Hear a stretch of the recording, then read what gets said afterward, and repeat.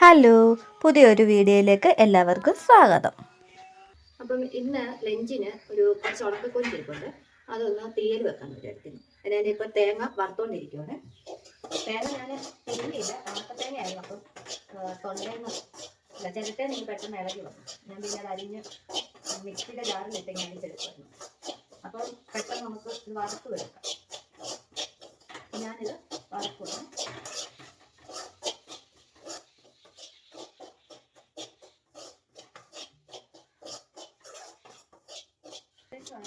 നമ്മൾ കുറച്ച് മുളക് പൊടിയും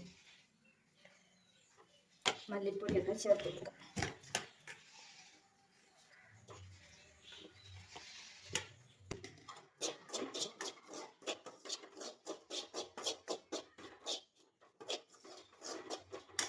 മഞ്ഞപ്പൊടിയും കൂടെ ചേർത്ത് കൊടുക്കാം.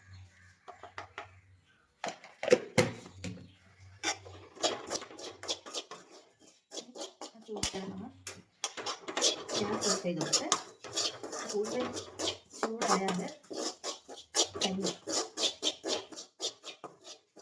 കുറച്ച് ചുമന്നുള്ളിയും കൂടെ എടുക്കാം. ചുമന്നുള്ളി വെള്ളത്തിലിട്ടിട്ടുണ്ട്, പെട്ടെന്ന് പൊളിച്ചെടുക്കാമല്ലോ. ഇത് ചുമന്നുള്ളി പൊളിക്കാം.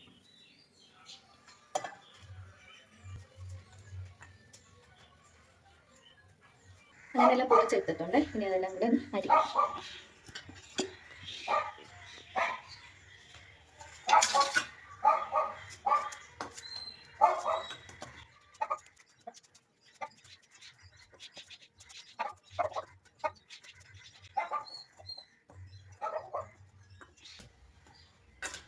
ഇനി കൊച്ചുള്ളി അരിഞ്ഞിട്ടുണ്ട്.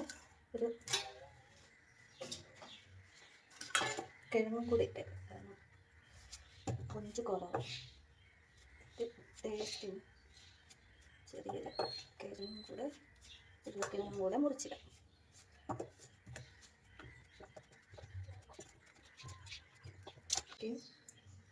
രണ്ട് പച്ചമുളകും കൂടെ.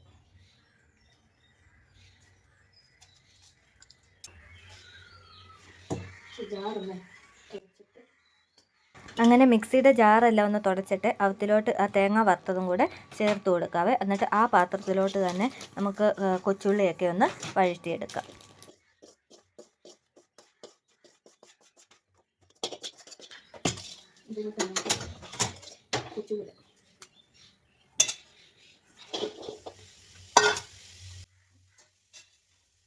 തീയലിന് വേണ്ടി ഞാനൊരു തക്കാളിക്കയും കൂടെ എടുക്കുന്നുണ്ട്. അതിന് വേണ്ടി അത് വഴണ്ട് വരുമ്പോഴത്തേന് ഒരു തക്കാളിക്ക അരിഞ്ഞു വെച്ചേക്കാം.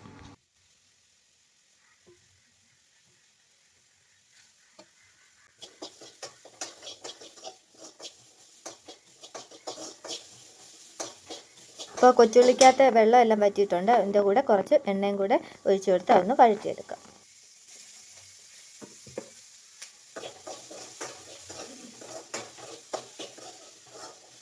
ഇതൊന്ന് വഴണ്ട് വരുമ്പോഴത്തേന് നമുക്ക് തേങ്ങ കരണ്ട് പോകുന്നതിന് മുന്നേ അടയ്ക്കുക.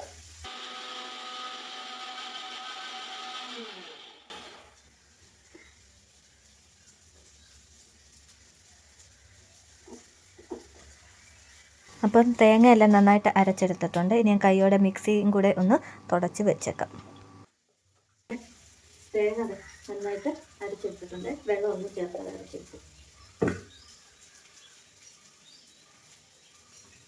അപ്പം കൊച്ചുള്ളിയൊക്കെ ഒന്ന് ഏകദേശം വഴണ്ട് വന്നിട്ടുണ്ട്. ഇനി ഉരുളക്കിഴങ്ങും കൂടെ ചേർത്ത് കൊടുക്കാം. അതും കൂടെ ഒന്ന് വഴറ്റിയെടുക്കാം.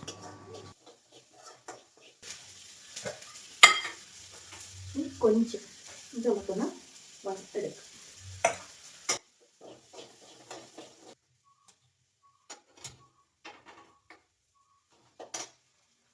അത് എല്ലാം വഴണ്ട് വരുമ്പോഴത്തേന് നമുക്ക് കൊഞ്ചിനെ ഒന്ന് വറുത്തെടുക്കാം.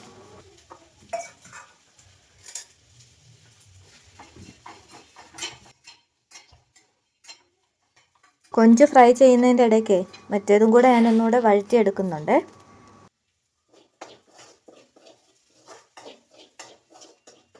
അങ്ങനെ കൊഞ്ച് ഏകദേശം ആയിട്ടുണ്ട്. അതങ്ങോട്ട് വാങ്ങി വെക്കാം.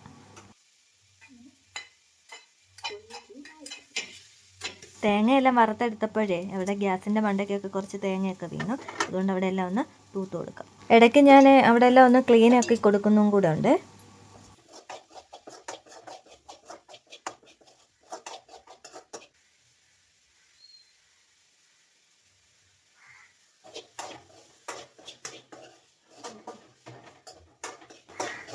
നമുക്കൊരു ചട്ടിയിലോട്ട് മാറ്റാം.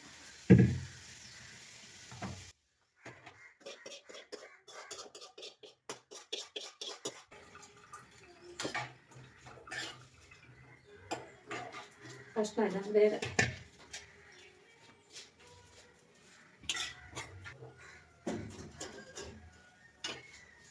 ഉപ്പൊന്നും ചേർത്ത് കൊടുത്തില്ലായിരുന്നു. ഉപ്പ് ചേർത്ത് കൊടുക്കാം. ഉപ്പൊന്ന് ചേർത്ത് കൊടുക്കാമേ.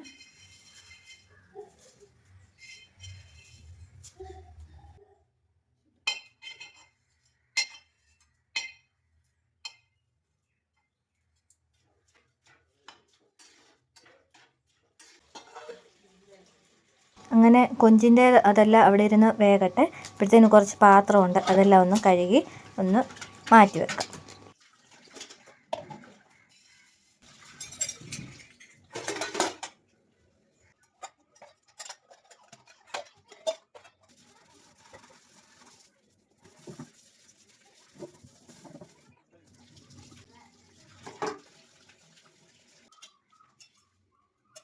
അങ്ങനെ പാത്രമെല്ലാം കഴുകി അതും പറക്കി മാറ്റി വെച്ചു. അത് കഴിഞ്ഞ് സിങ്കും ഒക്കെ കഴുകി അടുക്കളയെല്ലാം ഒന്ന് ക്ലീനാക്കി എടുത്തു. അപ്പോഴത്തേന് ഇനി കൊഞ്ചിൻ്റേതൊന്ന് തുറന്നും കൂടെ നോക്കാം. അപ്പം ഏകദേശം വേവൊക്കെ ആയിട്ടുണ്ട്. കുറച്ച് വെള്ളം കൂടെ പറ്റാനുണ്ട്. അതും കൂടെ പറ്റുമ്പോഴത്തേന് കുറച്ച് കൂർക്കയുണ്ട്, അതും കൂടെ ഒന്ന് മെഴുക്കുവരട്ടി വെക്കാം. അപ്പം അതും കൂടെ ഒന്ന് മെഴുക്കുവരട്ടിക്കായിട്ടാണ് അരിഞ്ഞെടുക്കാം. അപ്പം വെള്ളത്തിൽ ഇട്ടുകൊണ്ട് പെട്ടെന്ന് തോലിയാണ്. പഞ്ഞ് കഴിയുമ്പോഴത്തേന് കയ്യിലെല്ലാം കറയാണ്, വെള്ളയിലെല്ലാം. ചാക്കുണ്ടായിരുന്നു, ചാക്കിനകത്തോട്ട് ഇട്ട് ഒന്ന് അടിച്ചാൽ മതിയായിരുന്നു. അപ്പം ആ തോലിയെല്ലാം അത്ര പ്രയാസമില്ല. ഇപ്പം വെള്ളത്തിലായതുകൊണ്ട് നമ്മൾ പെട്ടെന്ന് വരുന്നുണ്ട് തോലി. കണ്ണു വെജിറ്റേണ്ടുള്ളതുകൊണ്ടേ വെജിറ്റേൻ്റെ അടുത്തിരുന്നു. കൊഞ്ചിൻ്റെ ഏകദേശമൊക്കെ വേവായിട്ടുണ്ട്. നമുക്ക് തേങ്ങ അരപ്പ് അങ്ങോട്ട് ചേർത്ത് കൊടുക്കും.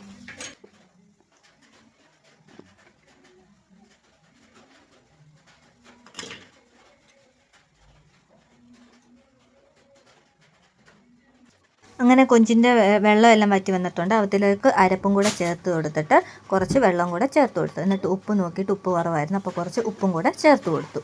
അതിൻ്റെ കൂടെ കുറച്ച് മസാല ഉണ്ടായിരുന്നു, ഗരം മസാല, അതും കൂടെ ചേർത്ത് കൊടുത്തേ.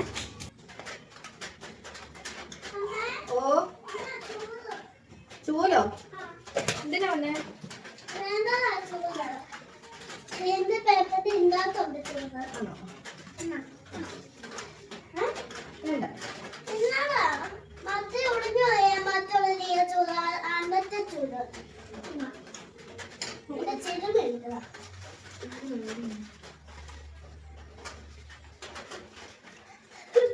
കണ്ണും ഇടയ്ക്ക് ഇങ്ങനെയാണ്, കളിപ്പിച്ചിട്ടൊക്കെ പോകും. അങ്ങനെ കൂർക്കയെല്ലാം അരിഞ്ഞിട്ടുണ്ട്. കുറച്ച് മുളകുപൊടി, മഞ്ഞൾപ്പൊടി, ഉപ്പിനും വെച്ചിട്ട് വേവിച്ചെടുക്കാം.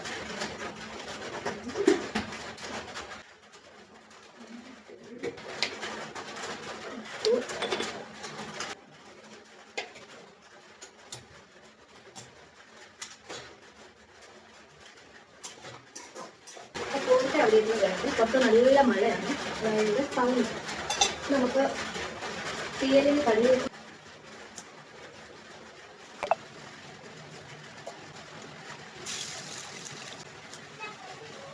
അങ്ങനെ തീയലെല്ലാം വാങ്ങി വെച്ചിട്ടുണ്ടായിരുന്നു. ഇനി അതിന് കടുവും കൂടെ വറുത്തിട്ട് മതിയായിരുന്നു. അങ്ങനെ കടുവും വറുത്ത് തീയൽ അങ്ങോട്ട് മാറ്റി വെച്ചു.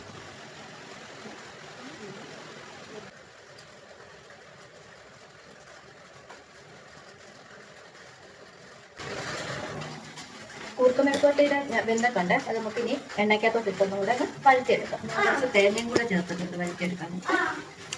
അങ്ങനെ കൂർക്കമെഴുക്കോട്ടയും വെന്ത് വന്നിട്ടുണ്ട്. അത് കഴിഞ്ഞ് ഞാൻ കുറച്ച് എണ്ണയ്ക്കകത്തോട്ടിട്ട് മൂപ്പിച്ചെടുക്കാൻ പോവാണ്. അപ്പോൾ കുറച്ച് തേങ്ങാക്കൊത്തും കൂടെ ചേർത്ത് കൊടുത്തിട്ടുണ്ട്. അപ്പോൾ കുറേശ്ശെ ഒന്ന് മൂപ്പിച്ചെടുക്കാം. നമ്മുടെ കൂർക്ക മെഴുക്ക് പുരട്ടി, പിന്നെ നമ്മുടെ കുറച്ച് തീയൽ. അപ്പം ഇതൊക്കെയാണ് ഇന്നത്തെ ലഞ്ചിനുള്ളത്. അപ്പോൾ എല്ലാവർക്കും ഈ വീഡിയോ ഇഷ്ടപ്പെട്ടെന്ന് വിചാരിക്കുന്നു. ആദ്യമായിട്ട് കാണുന്നവരാണെങ്കിൽ ഒന്ന് സബ്സ്ക്രൈബ് ചെയ്ത് സപ്പോർട്ട് ചെയ്യണം. അപ്പം അടുത്ത വീഡിയോയിൽ കാണാം. പിന്നെ നിങ്ങളുടെ വിലയേറിയ അഭിപ്രായങ്ങളും നിർദ്ദേശങ്ങളും ഒക്കെ കമൻറ്റും കൂടെ ചെയ്യണേ. അപ്പം അടുത്ത വീഡിയോ കാണാം. Tata, bye bye, see U.